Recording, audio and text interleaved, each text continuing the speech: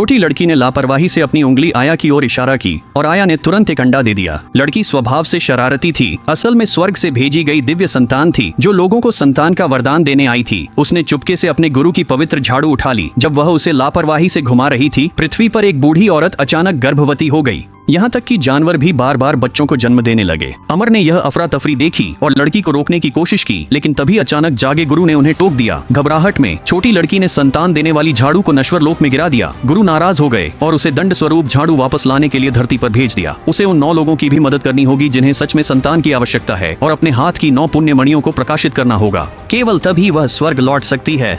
पृथ्वी पर उतरने के बाद छोटी लड़की ने किसी को संतान के लिए प्रार्थना करते सुना। वह तुरंत उस महिला के स्थान पर पहुंच गई। सीईओ की शादी को 3 साल हो चुके थे, लेकिन अब तक उन्हें संतान नहीं हुई थी। लड़की ने उसके गर्भाशय के चारों ओर काली ऊर्जा देखी। लड़की आगे बढ़ी और एक मंत्र पढ़ा, जिससे काली ऊर्जा तुरंत गायब हो गई। उसने सीईओ से कहा कि वह संतान देने वाली परी है और उसकी बांझपन किसी की बुरी चाल के कारण हुआ है। सीईओ ने उस पर विश्वास नहीं किया, लेकिन वह संतान के लिए बेताब थी। उसे छोटी लड़की पर दया आ गई और उसने तुरंत ही उसे गोद लेने का फैसला कर लिया। जब छोटी लड़की सीईओ के घर पहुंची तो उसने देखा कि घर जहरीली धुंध से घिरा हुआ है। उसने एक मंत्र पढ़ा और धुंध तुरंत गायब हो गई। घर के अंदर उसने देखा कि 2 जुड़वां आत्माएं हवा में मंडरा रही हैं।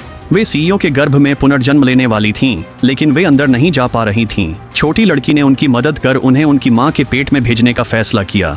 जैसे ही वह मंत्र पढ़ रही थी, आया और सांस दौड़ती हुई अंदर आ गई।